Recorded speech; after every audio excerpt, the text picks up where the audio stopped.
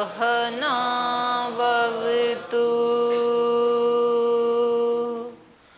सहनौ भुनक्तु सह वीर्यं करवावहै तेजस्विनावधीतमस्तु मा विद्विषावहै। ॐ व्रतानां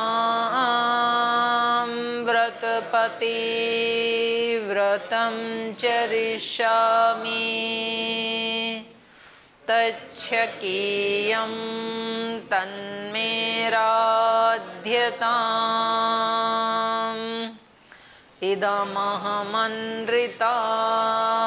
सत्यमुपैमि। ॐ शान्ति शान्ति शान्तिः।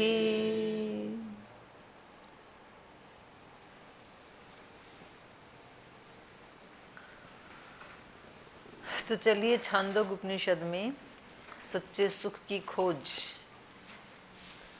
इसकी हम चर्चा कर रहे हैं। और केवल चर्चा नहीं कर रहे हैं बल्कि सच्चे सुख की खोज कर रहे हैं। खोज क्या कर रहे हैं? जिन्होंने खोज की है उनके पास बैठ करके उनसे सीखने की कोशिश कर रहे हैं। तो इन्होंने बताया था नारद को कि आपको सुख की खोज है तो आप अपनी क्रियाओं को ठीक कर लें, अपने कर्म को ही ब्रह्म समझ करके शरीर से उपासना करें। काम जो हम करते हैं वो भगवान की उपासना ही है, लेकिन वो शरीर से उपासना है। उपासना कई तरह से की जाती है, शरीर से भी उपासना की जाती है, लेकिन उसके भी मूल में जाएं। शरीर से उपासना कब बनेंगे कर्म? जब हमारा वाणी भी वैसी ही हो। तो वाणी की कितनी महिमा है देखो। एक व्यक्ति कोई एक इतना सुंदर सामगान करता है कि उस सामगान को सुन करके सब लोग समाधिस्थ हो जाते हैं। सामगान कुछ लोगों को आता है, तो वो वाणी की तो महिमा है। एक व्यक्ति कोई इतना सुंदर भजन गाता है कि वहाँ पंडाल में बैठे हजारों लोगों की आंखों में आंसू आ जाते हैं, भाव विभोर हो जाते हैं। एक व्यक्ति वाणी से कोई ऐसा शब्द बोलता है कि हजारों लोग एकदम से हताश निराश हो जाते हैं। तो कितनी तरह के रस वाणी से उत्पन्न हो सकते हैं, साहस पैदा कर सकती है वाणी। कहते हैं कि जो हिटलर था वो एक पैर से अपंग था, मतलब सर्वांग संपन्न नहीं था उसका शरीर, लेकिन वाणी ऐसी थी कि एक बार जब बोलता था ना तो सारे सैनिक एकदम ऐसे खड़े हो जाते थे मारने के लिए। विश्व विजय पर निकला तो कितने लोग, तो वो समुद्र से आया था, तो जहाज़ में भोजन आदि सब समाप्त हो गया। कब भारत पहुंचेंगे, कैसे उसको लूटेंगे, इतने दुर्बल शरीर से कैसे हम अपने उस मिशन को आगे बढ़ाएंगे। तो कुछ लोगों ने कहा कि वैसे भी ये हमें इतना ज़्यादा युद्ध में झोंकने के लिए ले जा रहे हैं, तो इससे अच्छा तो है कि हम समुद्र में ही डाक मार जाते हैं, छलांग लगा देते हैं। तो या तो तैर करके कहीं इधर उधर अपने घर पहुंच जाएंगे किसी का सहारा ले करके, और नहीं तो इधर भी मरना इधर भी मरना। अब ऐसे खाली पेट नहीं रह जाता है, अन्न खत्म हो गया था। तो उसको पता लग गया कि ये तो ऐसे ऐसे चल रहा है सैनिकों के मन में। तो फिर उन्होंने इकट्ठा किया सबको और बहुत ज़ोर से उनको ऐसे भाषण दिया प्रेरणाप्रद, सारे के सारे फिर खड़े हो गए। तो ये वाणी की कितनी बड़ी महिमा है। जैसे ही कोई व्यक्ति, हनुमान जी तो हार मान गए थे, प्रायोपवेशन करने के लिए तैयार हो गई थी, चिता जला ली, तभी जटायु ने उनके अंदर ऐसा भर दिया साहस, समुद्र को लांग गई और कितनी बड़ी सेवा कर गई। तो ऐसे हर व्यक्ति के जीवन में ऐसे क्षण आते हैं कि जब वो कई बार अपनी शक्तियों से अपरिचित हो जाता है और वो बिल्कुल कभी कभी तो उल्टी दिशा ले लेता है, या कभी कभी वहीं रुक जाती है ज़िंदगी, आगे नहीं बढ़ पाती है। और उस समय कोई व्यक्ति, कोई गुरु, कोई महात्मा, कोई माता पिता, कोई मित्र, कोई पति पत्नी, कोई ना कोई व्यक्ति जीवन में ऐसे प्रवेश करता है और उसके एक शब्द से ही फिर सारे कार्य सिद्ध हो जाते हैं। मेरे को याद है जब 2008 में मैं उधर 3-4 ज़िले में सेवा करती थी एक मंडल प्रभारी के रूप में, और उस समय हमने शिविर लगवाया था महाराज जी का नारनौल में। और नारनौल क्योंकि महाराज जी का अपना होम डिस्ट्रिक्ट है, अपनी जन्मभूमि है, तो वहाँ कोई दान देने के लिए तैयार नहीं। तो वो सब बोले यहाँ तो आके उनको दे के जाना चाहिए। हमने उनको इतना महान बनाया, अब बताओ उन्होंने क्या महान बनाया। अब महान बन गए तो बोल रहे हैं हमने महान बनाया। जब वो वहाँ से आए थे तब तो पता भी नहीं था आधे लोगों को, तो कहाँ से किसका बच्चा था, कहाँ गया, किस गुरुकुल में पढ़ रहा है, और आज बोले हमने बनाया उनको। लेकिन भाई ऐसे तो नहीं कह सकते कि आपने कैसे बनाया। अब तो दावा करते हैं तो करते हैं, क्या कह सकते हैं उनको। कोई एक पैसा ना दे, बोले वो यहाँ आ रहे हैं तो हमें दे के जाएं, नारनौल को क्या दे के जाएंगे। और गुरुजी ने भी कह दिया कि छोड़ो अब यहाँ शिविर नहीं हो पाएगा। उस समय गुरुजी वहीं थे, खानपुरी थे। फिर महाराज जी ने भी कह दिया कोई बात नहीं जी कभी गुरुकुल आएंगे ना तो तभी उधर इलाके के लोगों को बुला लेना, तू अपने योग शिक्षकों को, भक्तों को, वहीं आशीर्वाद दे देंगे। अब मेरे को ये लगे कि भाई ये तो मतलब अहंकार को चोट लग जाएगी कि बहनें मंडल प्रभारी हैं तो बहनें तो शिविर लगा नहीं सकती हैं। मतलब अहंकार को तो झुकना बुरा लगता है। लेकिन तो मैंने कहा शिविर तो ज़रूर होगा यहाँ पे। तो होगा कैसे, कोई पैसा तो दे नहीं रहा है और खर्चा तो लगेगा, उसमें 15-20 लाख रुपए लगेंगे। तो मैं जो सेवा करती थी तो मैं थोड़े बुजुर्ग लोगों को साथ लेकर के सेवा करती थी। तो जितने भी मेरे सहयोगी थे उनमें ज़्यादातर संख्या बुजुर्गों की होती थी। तो और गांव में भी रहती थी तब भी, मतलब जैसे हम उम्र की जो सहेलियां हैं वो ठीक है स्कूल में पढ़ते हैं, उतनी तो मित्रता है ही। लेकिन ज़्यादातर जो बहुत बुजुर्ग महिलाएं हैं उनके पास जा कर के उनसे मित्रता होती थी। वो बुलाते थे मेरे को, तो किसी की चोटी कर देती थी, बाल सुलझाती थी तो दर्द नहीं करती थी, किसी का दबा देती थी थोड़ा, किसी को भजन सुना देती थी। छोटी थी तो मेरा गला भी अच्छा था और गांव के बहुत सारे भजन भी याद थे। तो ऐसे वो बहुत बुजुर्ग थे एक, और किसान थे, तो उनको ले लेके के जाते थे हम कहीं दान लेने के लिए। तो कोई दान नहीं दे रहा था, तो वो भी बेचारे परेशान हो गए, बुजुर्ग वैसे। अब उनको ये लगता था कि इसकी इतनी पवित्र भावना है, ये बेचारी लगी हुई है, एक लड़की लगी है, तो चलो इसके साथ चलते जाएं। और थे अच्छे वो भी वैसे, उनकी काफ़ी ज़मीन है और उनकी 2-3 दुकानें भी हैं, नारनौल में कुछ हटेली में भी हैं, भरा पूरा परिवार है। मतलब उनके 6-7 बेटे हैं और अच्छा है, घर की स्थिति अच्छी। तो फिर उन्होंने कहा कि देखो, मैंने कहा भाई साहब मैं क्या करूं, अब महाराज जी भी ऐसे कह रहे हैं, गुरु जी भी ऐसे कह रहे हैं, कहीं से दान भी मिल नहीं रहा है, तो हम शिविर कैसे करें। और शिविर का विचार छोड़ दें तो ये मुझे अच्छा नहीं लग रहा है, मैं दुखी हो जाऊंगी अंदर से। तो उन्होंने कहा कि आपकी इतनी ही प्रबल इच्छा है तो मेरे पास, मैं बच्चों से तो नहीं मांगूंगा किसी से भी, लेकिन मेरे पास अपनी 20 एकड़ ज़मीन है, वो मेरे नाम है, मैं अपनी 1 एकड़ ज़मीन बेच दूंगा और आपको शिविर करवाना है तो आप करवाओ, आप चिंता मत करो। तो मेरे को मतलब आज तक भी याद है, और मैं जब तक जिंदा रहूंगी तब तक मुझे याद रहेगा। उनकी उस एक बात से मेरे को इतना संबल मिल गया कि मेरे को ये था कि ठीक है सबके पास जाके देख लेते हैं, और अंत में चाहे कोई एक व्यक्ति भी नहीं दे तो ये अपनी ज़मीन बेच देंगे, तो शिविर तो होगा। तो पक्का विश्वास हो गया ये।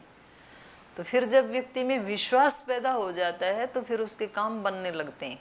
किसी भी कार्य की सफलता के लिए आत्मविश्वास सबसे पहली शर्त है। और जैसे उन्होंने कहा, और हमें अगले ही दिन फिर हम दिल्ली आए, कोई व्यक्ति जो अपने त्रिलोक जी संगठन में भी पहले काम करते थे, पता नहीं आप में से कुछ लोग जानते होंगे, तीर्थदेव जी आदि जानते हैं उनको।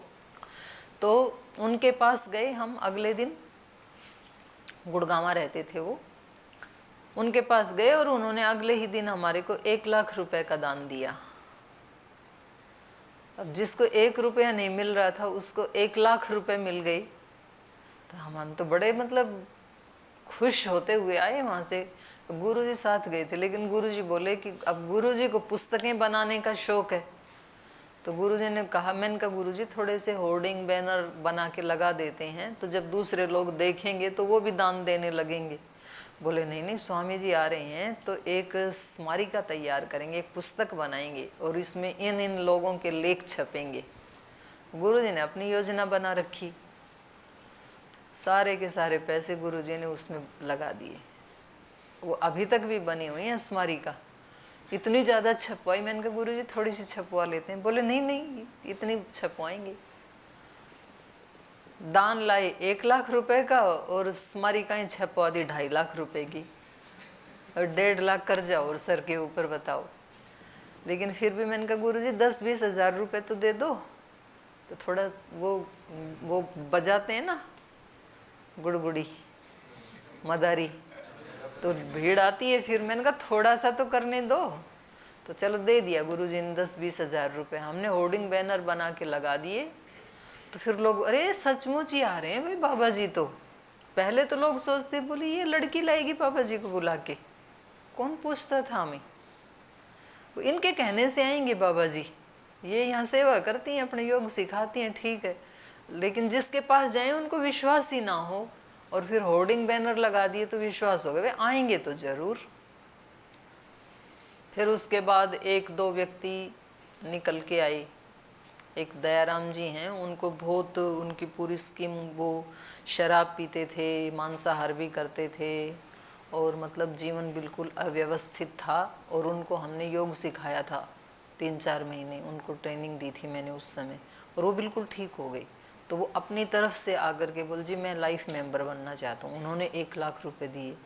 फिर एक और व्यक्ति जो स्वामी जी को सुनते थे, उनके विचारों से प्रेरित होकर के वो अपनी तरफ से 1 लाख रुपए लेके आई, शिवताचार्य जी थे। तो ऐसे 2-3 लाए, तो फिर हमने और ज़्यादा शुरू कर दिया। और ऐसे करते करते जहाँ 1 रुपया नहीं मिल रहा था, वहाँ फिर हमारे पास 30-32 लाख रुपए तो शिविर में खर्च हुए, और 10 लाख रुपए हमने यहाँ भेजे। उस समय अकाउंट आदि नहीं थे जिलों में, इतना सारा धन आया। फिर तो कभी कभी किसी व्यक्ति की, मैं वाणी के ऊपर बात शुरू कर रही थी कि किसी व्यक्ति की वाणी कभी कभी हमारे को इतना शक्ति दे जाती है, इतना आत्मबल भर देती है। किसी समय किसी व्यक्ति की वाणी हमेशा याद रहती है वो। तो इन्होंने बताया कि आप वाणी की उपासना करो, और वाणी जितनी जितनी व्यक्ति साधना करता है उतना उतना उसकी वाणी में सच्चा तेज आना शुरू हो जाता है। वो जो बोलता है ना, उसके ऊपर लोग विश्वास करते हैं, क्योंकि उसका पीछे का ट्रैक रिकॉर्ड ये है कि जो उसने कहा वो करके दिखाया। तो उस व्यक्ति की वाणी शक्तिशाली होती है। और वास्तव में जो महान लोग होते हैं, जो वो करते हैं वो ही वाणी से बोलते हैं, जो नहीं करते हैं वो नहीं बोलते हैं वाणी से। जो करते हैं वो ही बोलते हैं, और जो बोलते हैं वो करते हैं। कभी उनकी वाणी से कुछ ऐसा बोला गया, कोई संकल्प लिया गया, तो फिर उसको पूरा करते हैं वो। तो उनकी वाणी में बहुत बल होता है। तो ये वाणी तो हम सबको मिली है, लेकिन सबकी वाणी एक जैसी होते हुए भी एक जैसी नहीं है। भगवान ने तो एक ही जैसी दी वाणी, लेकिन हमने अपनी साधना के आधार पे अपनी वाणियों को छोटा बड़ा कर लिया है। तो किसी किसी की व्यक्ति की वाणी में कितना बल होता है, किसी की वाणी कोई वजूद ही नहीं रखती है। बोल जी घर में भी मेरी बात ही नहीं सुनता है कोई, मेरी वाणी का कोई मूल्य ही नहीं है। तो किसी की ऐसी वाणी होती है कि कोई भी नहीं उसको मानता नहीं है। किसी व्यक्ति की ऐसी वाणी होती है, दक्षिण में है अपने एक वो वीरेंद्र हेगड़े जी, तो उनके वहाँ आज भी कोई कोर्ट नहीं है वहाँ पे। वो पुरानी एक परंपरा चल रही है, उनका जो आश्रम है, और वो कोई सन्यासी भी नहीं है, बस ऐसी एक परंपरा चल रही है। 1 लाख लोग रोजाना खाना खाते हैं वहाँ पे धर्मावरम में, कर्नाटक में।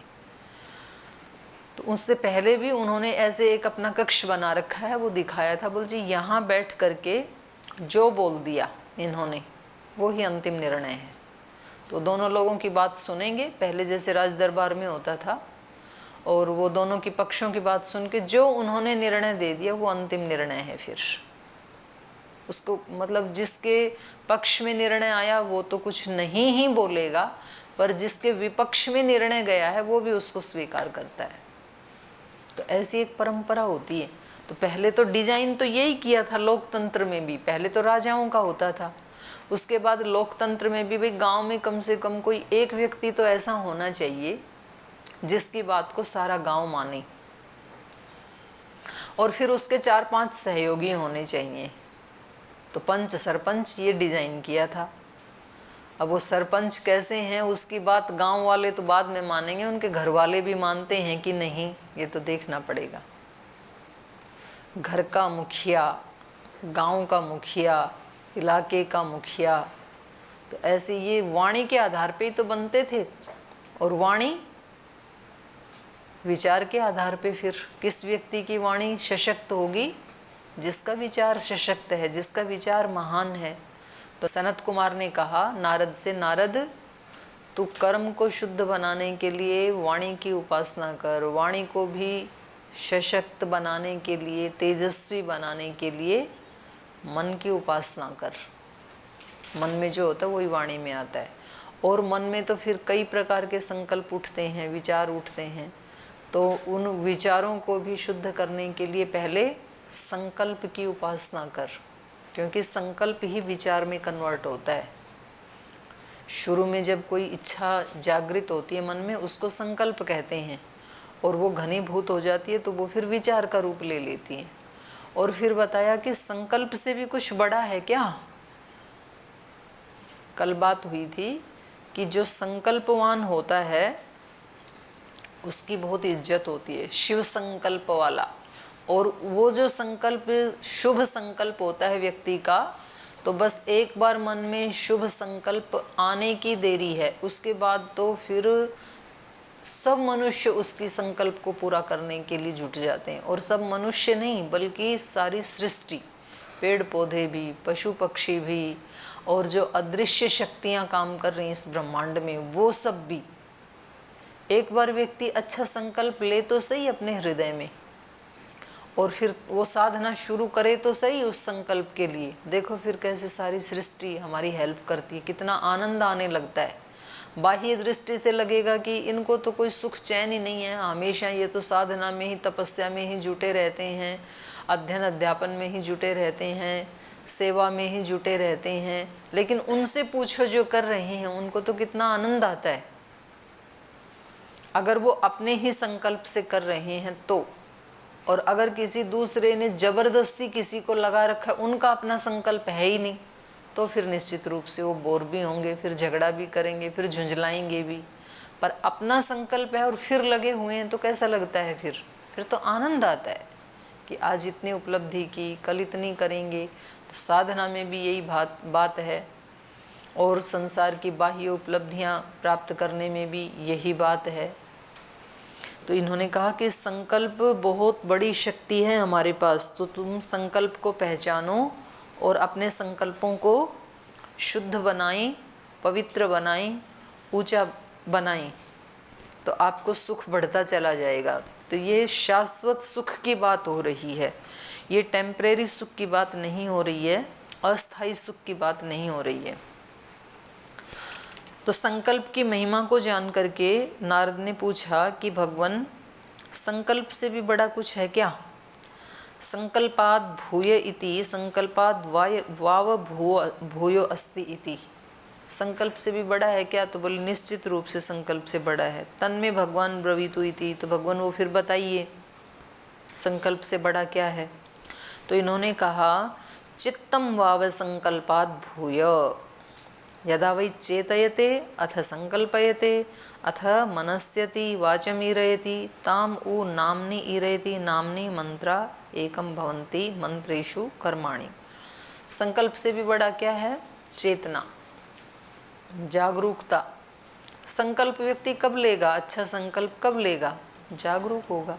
जागरूक ही नहीं है तो संकल्प भी उल्टे पुल्टे ही होंगे फिर उसके। और उल्टे पुल्टे क्या, जागरूक नहीं है तो उल्टे पुल्टे भी नहीं लेगा, संकल्प लेगा ही नहीं व्यक्ति यदि जागरूक नहीं है तो। अवेयर नहीं है तो कोई संकल्प नहीं लेगा, ऐसे ही जिएगा पशु की तरह से ही। तो संकल्प के लिए चेतना की आवश्यकता है, जागृति की आवश्यकता है। संकल्प तो अच्छा भी हो सकता है, बुरा भी हो सकता है, बुरे भी संकल्प लेते हैं व्यक्ति, तो उसके लिए भी जागृति की आवश्यकता है। उनको पता तो होना चाहिए कि हमें इतना बड़ा काम करना है, तभी कर पाएंगे। तो इन्होंने कहा कि आप ये जो जागृति है, ये जो चेतना है, इसको ही ब्रह्म मान करके इसकी उपासना करो। व्यक्ति को हमेशा कैसे रहना चाहिए? जागरूक। कभी भी ऐसे नहीं रहना चाहिए कि जब उसको ही नहीं पता है कि वो क्या कर रहा है, ऐसी स्थिति में होकर के कोई क्रिया नहीं करनी चाहिए। तो हमेशा अलर्ट होकर के, जागरूक होकर के, साक्षी होकर के कोई क्रिया करनी चाहिए। तो ये सारी की सारी जो चीज़ें बताई, 4-5 कर्म से लेकर के संकल्प पर्यंत, इन सब का आश्रय क्या बताया? चेतना, चित्त। चित्त ही उसकी प्रतिष्ठा है। इसलिए नारद चित्तम उपास्व इति, माने सच्चा सुख प्राप्त करना है ना, तो बाहर की यात्रा के साथ साथ अंदर की यात्रा भी बराबर चलनी चाहिए। तो मैंने एक दिन बताया था ना गुरु पूर्णिमा पे कि बीज का विकास हमेशा 2 दिशाओं में होता है बराबर, नीचे की तरफ भी, ऊपर की तरफ भी। जड़ का विकास भी उतना ही होना चाहिए। जितनी जड़ सशक्त होगी, दूर तक फैली होगी, उतना ही ऊपर का विकास भी स्थायी होगा, सशक्त होगा। वट वृक्ष जितना ऊपर फैलता है ना, उतनी ही उसकी जड़ें भी गहराई में फैली हुई होती हैं, तब वो इतना मजबूत रह पाता है। नहीं तो कोई भी आंधी का झोंका आकर के उसको गिरा दे, अगर उसकी जड़ें मजबूत ना हो तो विकास दोनों तरफ होता है। इसलिए हमारे ऋषियों ने इस विज्ञान को जाना, तो उन्होंने कहा यह तो अभ्युदय निःश्रेयस सिद्धि स धर्म है। धर्म क्या है? जिसमें दोनों तरफ का विकास हो, केवल बाहर बाहर का विकास नहीं, केवल अंदर अंदर का विकास नहीं, केवल जड़ें जड़ें फैलती रहें पृथ्वी में और ऊपर कुछ भी ना हो, ना कोई छाया, ना कोई लकड़ी, ना कोई फूल, ना कोई पत्ता, ना कोई फल, तो उस विस्तार का क्या फायदा फिर? तो बाहर भी तो कुछ तो मिलना चाहिए विस्तार से। तो दोनों प्रकार की उन्नति होनी चाहिए। तो नारद जी ने बाहर की उन्नति तो कर ली, सारी विद्याएं पढ़ ली उन्होंने, बाहर की प्रतिष्ठा को प्राप्त कर लिया, विद्वान भी बन गए, और ऐसे विद्वान को लोग दान दक्षिणा भी दे देंगे। तो बाहर की उन्नति तो पूरी कर ली, पराकाष्ठा। अब ये अंदर वाली उन्नति की तरफ लेके जा रहे हैं कि आंतरिक जगत में भी आपके पास बहुत सारी उपलब्धियां हैं, भगवान ने ही दे के भेजा है, उनका भी सम्मान करो। बाहर वाली उपलब्धियों का भी सम्मान करो, लेकिन उनके सम्मान में अंदर वाली जो उपलब्धियां हैं उनको भुला न देना, उनके प्रति अजागरूक नहीं होना। तो आपके पास वाणी देखो कितनी बड़ी शक्ति भगवान ने दे के भेजी है, और आप इसका परिष्कार करते करते, इसकी उपासना करते हुए, इसका सुधार करते हुए, इसको ओजस्वी, तेजस्वी और भगवान की वाणी बनाते हुए, संतों की, गुरुजनों की वाणी बनाते हुए कितना आप अपना और लोक का कल्याण कर सकते हैं। फिर ये मन आपके पास इतनी बड़ी शक्ति है, फिर उस मन में भी सूक्ष्म शक्तियाँ कितनी प्रकार की हैं। कहीं संकल्प की शक्ति है, कहीं चेतना की शक्ति है, चित्त की शक्ति है, अहंकार की शक्ति है। जैसा व्यक्ति का अहंकार होता है, अहंकार मतलब मैं क्या हूँ, तो अहंकार अच्छा भी होता है, अहंकार बुरा भी होता है। मैं भगवान का भक्त हूँ, मैं भगवान की शरणागति में हूँ, तो ये अहंकार तो है, लेकिन ये अहंकार अच्छे वाला है, ये रक्षा करने वाला है। मैं सबसे श्रेष्ठ हूँ, सब मेरे से कनिष्ठ हैं, ये भी अहंकार है। लेकिन ये अहंकार कैसा है? गिराने वाला है। ये अच्छा अहंकार नहीं है। मैं विद्वान हूँ, बाकी सब मूर्ख हैं। मैं सन्यासी हूँ, बाकी जो गृहस्थ में रहने वाले हैं वो तो सब श्रेष्ठ नहीं हैं। ये भी अहंकार है। ये अहंकार गिराने वाला है, दुख देने वाला है। और एक अहंकार ऐसा होता है कि जैसे अर्जुन का अहंकार है कि मैं भगवान की शरणागति में हूँ, जो वो कहेंगे वैसा मैं करूँगा। मैं गुरु की शरणागति में हूँ, मैं वेद की शरणागति में हूँ, मैं सत्य की शरणागति में हूँ। सत्य ही मेरा रक्षक है, ब्रह्मचर्य ही मेरा रक्षक है, गायत्री माता ही मेरी रक्षक है, गुरु ही मेरे रक्षक हैं, माता पिता ही मेरे रक्षक हैं। ये सारे ऐसे अहंकार हैं जो हमारी रक्षा करते हैं, हमें ऊंचा उठाते हैं। तो हमारे पास ये शक्तियाँ भगवान ने ही हमें दे के भेजा है, आंतरिक जगत की शक्तियाँ। उनसे हमारा परिचय नहीं होता है और हम शक्ति संपन्न होते हुए भी दुखी, दरिद्र और हीन अवस्था में होते हैं। तो ये जो सनत कुमार गुरु हैं, ऐसे गुरुजनों का ही ये सहयोग होता है, ये उनका रोल होता है कि वो उस व्यक्ति के अंदर की शक्तियों का उस व्यक्ति से परिचय करवा देते हैं। कुछ नया नहीं देते हैं गुरुजन, कुछ बाहर से आरोपित नहीं करते हैं। ठीक है, नैमित्तिक ज्ञान आदि देते हैं, वो गुरु के निमित्त से आता है, लेकिन उसका भी जो आश्रय है, उस ज्ञान को प्राप्त करने का भी जो आश्रय है, वो बुद्धि आदि उस व्यक्ति के अंदर पहले से ही होती हैं। वो उनको अभिव्यक्त कर देता है, उनकी शक्तियों को। शक्तियाँ बीज में पहले से ही हैं। धरती माता की शरण में बीज जब चला जाता है तो धरती माता के माध्यम से वो एक तरह ब्रह्म की ही शरणागति में चला जाता है। तो फिर धरती माता ब्रह्म का प्रतिनिधि बन करके उनकी शक्तियों, बीज की शक्तियों को अभिव्यक्त कर देती है। नया नहीं डालती है अपनी तरफ से कुछ भी, जो उस बीज में है उसी को अभिव्यक्त करती है। वट वृक्ष के बीज में से आम नहीं निकलेंगे कभी भी, नई अभिव्यक्ति नहीं देगी धरती माता। वट वृक्ष के बीज में जो शक्तियाँ छिपी हैं उनको अभिव्यक्त कर देगी। तो गुरु कभी किसी शिष्य को नई शक्तियाँ नहीं देते हैं, जो उस शिष्य में छिपी हुई शक्तियाँ हैं उनको गुरु अभिव्यक्त कर देता है। तो हर शिष्य में अलग अलग शक्तियाँ होती हैं, सब में एक ही जैसी नहीं होती हैं। तो इसलिए वो अलग अलग दिशाओं में उन्नति करता है जो गुरु की शरणागति में रहता है। और जो गुरु की शरणागति में नहीं जाएगा तो फिर उसको अपनी शक्तियाँ अभिव्यक्त वो नहीं कर पाएगा। फिर तो गुरु की शरण में तो जाना ही होता है। कोई बीज कितना भी ज़्यादा शक्तिशाली क्यों ना हो, वो धरती माता की शरण में जब तक नहीं जाएगा अपनी शक्तियों को अभिव्यक्त नहीं कर पाएगा।